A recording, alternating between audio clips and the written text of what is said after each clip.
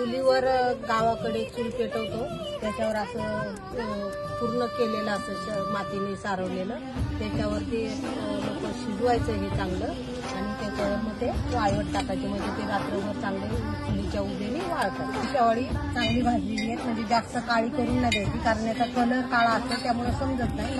आता आपली शेवाळी भाजून झालेली आहे, तर आपण आता चटणी बनवूया. तर हा पाता, त्याच्यावर आपण आता लसूण, हिरवी मिरची,